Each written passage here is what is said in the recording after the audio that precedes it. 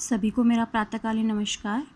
देखिए, आपको जो प्रश्न वर्ग जो दिया था असाइनमेंट का, उसके अंदर आपको जो है वाक्य दिया गया था, मैं राम के साथ उसके घर गया। तो यहाँ पे सर्वनाम जो रेखांकित शब्द थे मैं, उसके, तो मैं के अंदर हो जाएगा पुरुषवाचक सर्वनाम, और ये इसमें भी क्या हो जाएगा, उत्तम पुरुष है। फिर उसके जो है ये भी पुरुषवाचक सर्वनाम, और ये अन्य पुरुष है, ये यहाँ पर वक्ता के रूप में आया है, और यहाँ पर उसके हैं अन्य पुरुष के रूप में यहाँ पर आया है। फिर अगली पंक्ति में थे आप लोगों के था कि वे कहते हैं कि कोई आ रहा है, तो वे तो क्या हो जाएगा, पुरुषवाचक सर्वनाम है और अन्य पुरुष है।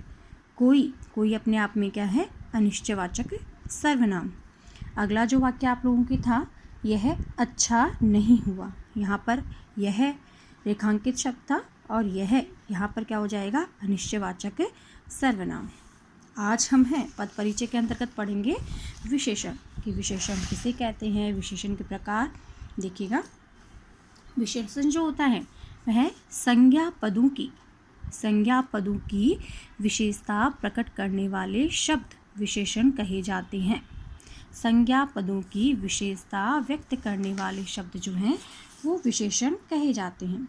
जो शब्द संज्ञा या सर्वनाम की विशेषता बताते हैं उन्हें हम विशेषण कहते हैं। जैसे आप कह सकते हैं अच्छा, बुरा, ऊंचा, नीचा, छोटा, लाल, पीला आदि इसके अंतर्गत आते हैं। अब हम देखते हैं विशेषण के भेद, कि विशेषण के कितने भेद होते हैं।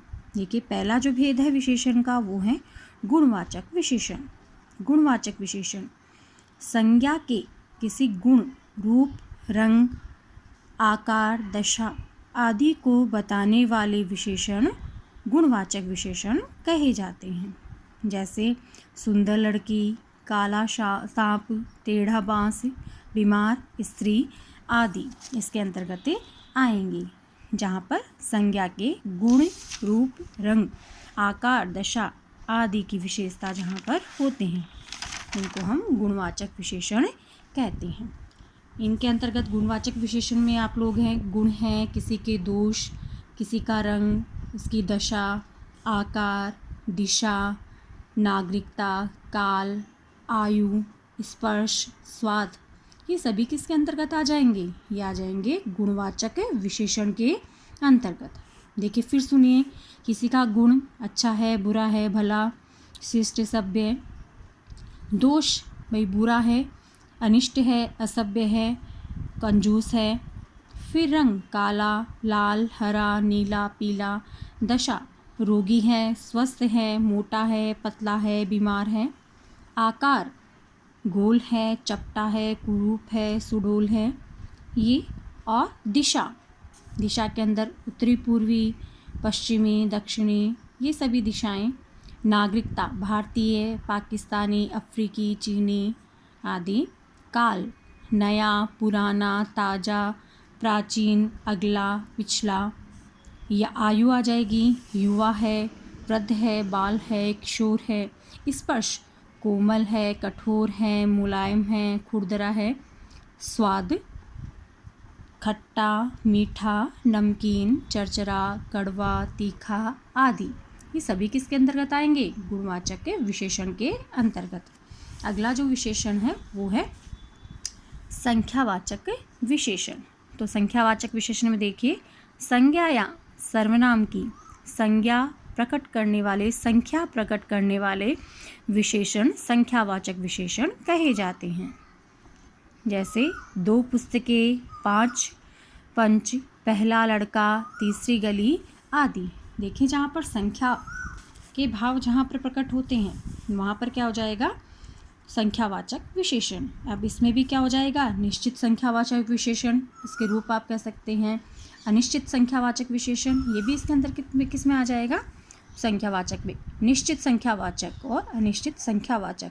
जैसे निश्चित संख्यावाचक है, इसके अंदर आप लोग क्या कह सकते हैं कि जैसे गणनावाचक, निश्चित संख्यावाचक में पहले तो गणनावाचक आ सकता है, जैसे 1, 2, 3, 4 जैसे। और फिर क्रम भी आ सकता है, क्रमवाचक विशेषण भी इसमें अंदर आ सकता है। क्रम पहला, दूसरा, तीसरा, चौथा। फिर आवृत्तिवाचक दूना, तिगुना, चौगुना। समुदायवाचक विशेषण दोनों, तीनों, चारों, पांचों। और प्रत्येक सूचक जैसे प्रत्येक, हर एक, दो दो, आधा, ये सभी किस में आ जाएंगे? निश्चित संख्यावाचक में। फिर आपके अनिश्चित संख्यावाचक में क्या हो जाएगा?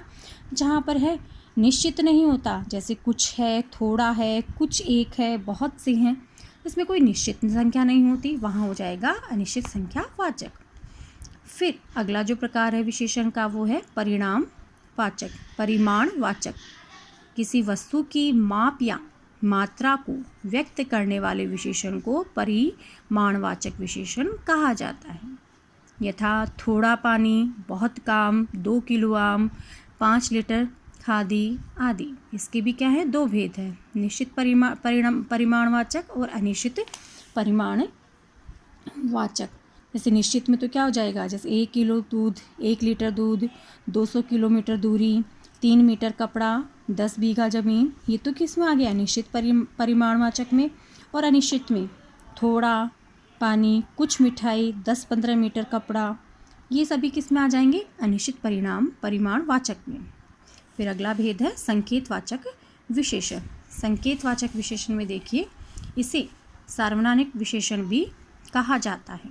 किसी संज्ञा की ओर संकेत करने वाले सर्वनाम शब्द संकेतवाचक विशेषण कहे जाते हैं। यथा यह बच्चा, वह पक्षी, ये पुस्तकें, कोई आदमी, जो बात आदि। यहाँ पर क्या कहा गया है? यहाँ पर संकेत किया गया है। यह बच्चा, वह पक्षी, ये पुस्तकें, ये इसके अंतर्गत है संकेत है। फिर सार्वनामिक विशेषण, जो सर्वनाम किसी संज्ञा की विशेषता बताता है उसे सार्वनामिक विशेषण कहते हैं। जैसे यह घर, वे वृक्ष, ये छात्राएं आदि। इन दोनों की समानता यहाँ पर बताई गई है। सार्वनामिक विशेषण, संकेतवाचक विशेषण और सार्वनामिक विशेषण। फिर हम देखते हैं विशेषण की कोटियाँ, कि विशेषण की कोटियाँ जो होती हैं, कुछ विद्वान जो है कुछ विशेषणों की 3 कोटियाँ होती हैं। वह पहले तो क्या हो जाएगी? उसकी मूलावस्था, फिर रूप परिवर्तित होकर उसका उत्तरावस्था, फिर उत्तमा अवस्था।